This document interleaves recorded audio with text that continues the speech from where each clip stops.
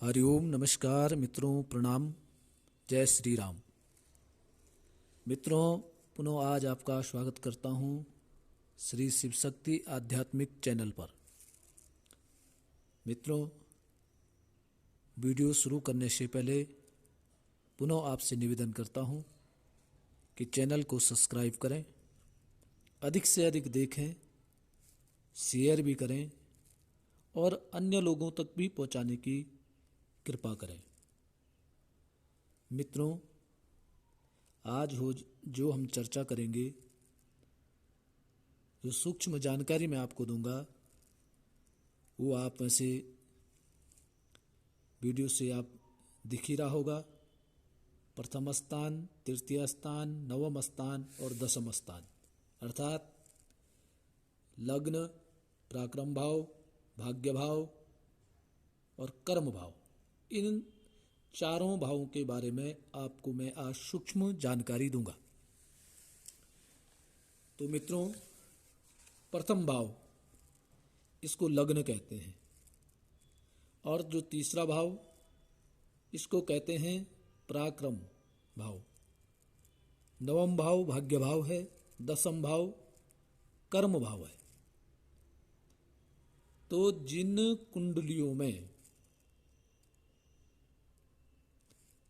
लग्न भाव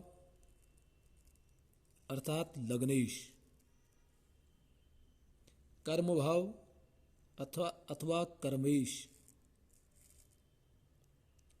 और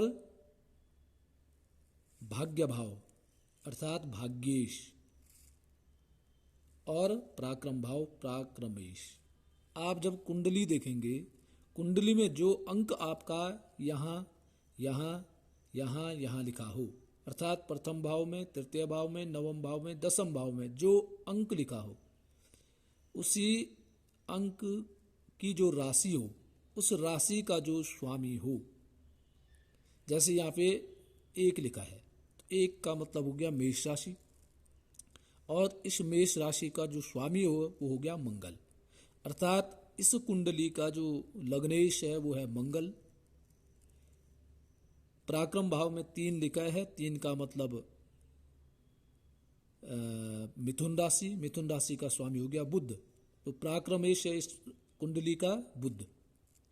और नवम भाव, 9 अंक यहाँ पे लिखा है, नवम भाव का 9 अंक का राशि होगी धनु राशि, और इसका स्वामी हो गया बृहस्पति, तो भाग्येश बृहस्पति है। कर्मेश, कर्म भाव का स्वामी 10 अंक लिखा है मकर, मकर का स्वामी हो गया शनि, तो कर्मेश हो गया इस कुंडली का शनि, अर्थात मंगल, बुध, बृहस्पति, शनि, ये 4 ग्रह अर्थात लग्नेश, पराक्रमेश, भाग्येश और कर्मेश, जिन कुंडलियों में ये बलवान होते हैं वही कुंडली भाग्यशाली होती है, वही कुंडली भाग्यशाली होती है। और इस तरह के जो योग होते हैं वे बड़े दुर्लभ होते हैं,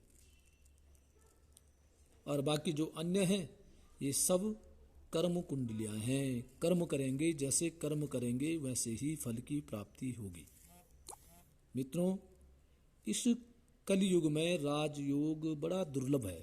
राजयोग पर किसी भी कुंडली में होना बड़ा दुर्लभ होता है, और जिनका होता भी है, जिनका राजयोग होता भी है, तो उन्हें स्थिरता नहीं मिलती है, स्थिर नहीं रहता है, वो राजयोग स्थिर नहीं रहता है। आज राजयोग है, कल स्थिर रहता है कि नहीं रहता है इसकी कोई भी गारंटी नहीं है। इसलिए कर्म के अनुसार ही फल की प्राप्ति होती है।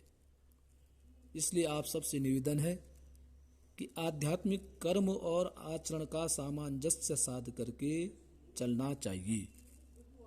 आचरण ठीक होना चाहिए और कर्म हमारे सही होना चाहिए।